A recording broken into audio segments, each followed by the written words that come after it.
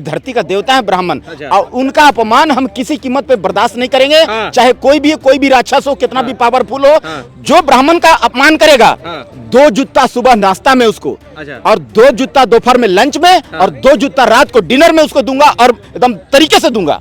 गलत जगह पर बयानबाजी करके फंस गए हैं। हाँ। अब आपको स्वर्णकार समाज एक वोट नहीं देगा, और आपसे बदला प्रॉपर लेगा, और ब्राह्मण भक्त आपको सबक सिखाने का काम करेगा। श्री राम प्रभु बोले हैं, ब्राह्मण का श्राप से कोई नहीं बच पाता है। अच्छा। शंकर भगवान के त्रिशूल से एक बार के लिए बच जाओगे, लेकिन ब्राह्मणों का श्राप से जो आप किसी कीमत पर कहीं भी चले जाओ, 7 पाताल में भी छिप जाओ तो आप नहीं बच पाओगे। 7 पाताल से भी आपको घसीट लाएगा। ब्राह्मणों का श्राप ऐसा है, विप्र वंश की अस्प्रभुताई अभय हो ही जो तुम्हें डराई। ब्राह्मण से अगर कोई डरता है, अगर कोई उनको इज्जत करता है ना, तो समझ लीजिए कि वो तीनों त्रिलोक में वो अभय हो जाता है, अच्छा। और उसको कोई मार नहीं पाता, काल भी उसका कुछ नहीं बिगाड़ पाता है। तो इस तरह से राजकुमार भाटी ने ब्राह्मणों को लेकर विवादित बयान दिया है। उसके बाद से लगातार ब्राह्मण नाराज है। उन्होंने ब्राह्मणों की तुलना वेश्याओं से कर दी है। इस पर बात करेंगे, हमारे साथ सरदार जी मौजूद है। कैसे देख रहे हैं, क्या ब्राह्मणों की तुलना वेश्याओं से करना शोभा देता है इससे प्रवक्ता को? देखिए, एक रामपाल बोल करके कोई है, उनका किताब पढ़ के इस टाइप का लोग अनर्गल बातें कर रहे हैं। उनका माइंड भटक चुका है। ऐसे लोगों का किताब पढ़ना बंद करिए।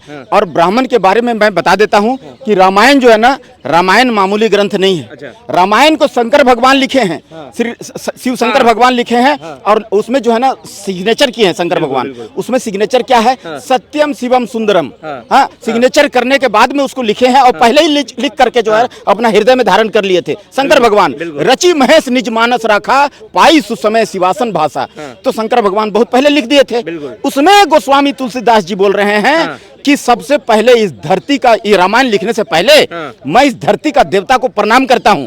बंदऊ ये प्रथम महिषूर चरना। अच्छा। महिषूर, इस धरती का देवता जो है, उनको मैं सबसे पहले प्रणाम करता हूँ।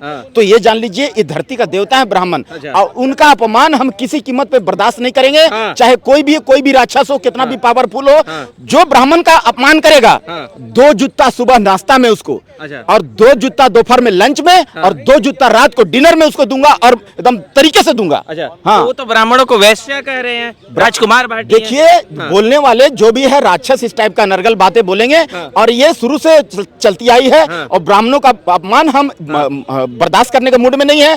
सुप्रीम कोर्ट में जो है, जो यहाँ मैं सुप्रीम कोर्ट का परिसर में खड़ा हूँ, सुप्रीम कोर्ट में जो है ना, जो हमारा CGI chief justice of India स्वतः संज्ञान लेवे इस पर, और जो इस प्रकार का ब्राह्मणों का अपमान करने का काम कर रहे हैं, और श्री राम प्रभु का अपमान करने का काम कर रहे हैं, उसको जो है ना कठोर कड़ा से कड़ा कार्रवाई करके उसको फांसी पर लटकाएं। अच्छा। हम ये मांग करते हैं सरकार से। तो अखिलेश यादव तो अभी तक कोई कार्रवाई भी नहीं की है। वो तो जाके कान में, टोटी भैया के कान में जाकर के बोल रहे हैं कि हम ब्राह्मणों को गाली दे के आ गए। बोला बहुत बढ़िया किया, बहुत बढ़िया, ऐसे लगे रहो। वो ऐसे बोल रहे हैं। तो ये बात जान लीजिए, ये आपको बयान देना था।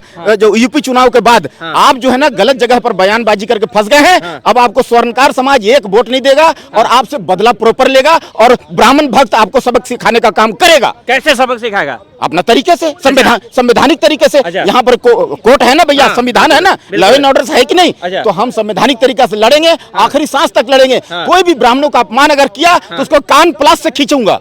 प्लास से, जो मैकेनिक के प्लास होता है ना, उससे कान खींच करके, मोड़ करके, उसको टाइट करके, उसको बटन पेचकस से टाइट करूंगा उसको, ताकि वो लाइन में रहे, और उसका 7 पुस्त दुरुस्त हो जाए। ब्राह्मणों का अपमान करने से पहले 1000 टाइम सोचे। कोई ब्राह्मणों की कब्र खोदने की बात कर रहा है, कोई वैश्याओं से तुलना कर देखिए रहा है। सर, ये देश में चल क्या रहा है? देखिए सर, ब्राह्मण का, श्री राम प्रभु बोले हैं, ब्राह्मण का श्राप से कोई नहीं बच पाता है। शंकर भगवान के त्रिशूल से एक बार के लिए बच जाओगे, लेकिन ब्राह्मणों का श्राप से जो आप किसी कीमत पर कहीं भी चले जाओ, 7 पाताल में भी छिप जाओ तो आप नहीं बच पाओगे। 7 पाताल से भी आपको घसीट लाएगा। ब्राह्मणों का श्राप ऐसा है, विप्र वंश की अस्प्रभुताई अभय हो ही जो तुम्हें डराई। ब्राह्मण से अगर कोई डरता है, अगर कोई उनको इज्जत करता है ना, तो समझ लीजिए कि वो तीनों त्रिलोक में वो अभय हो जाता है, और उसको कोई मार नहीं पाता, काल भी उसका कुछ नहीं बिगाड़ पाता है। तो वो है ब्राह्मण। ये देश में हो क्या रहा है? एक तरफ ब्राह्मणों का अपमान हो रहा है, एक तरफ उदयनिधि स्टालिन है जो कह रहे हैं कि सनातन धर्म को ही खत्म कर देना। देखिए, ऐसे राक्षस कई आए, कई गए, है ना। अब तो एक कहावत है ना कि अरे जो संत सताए तीनों जाए,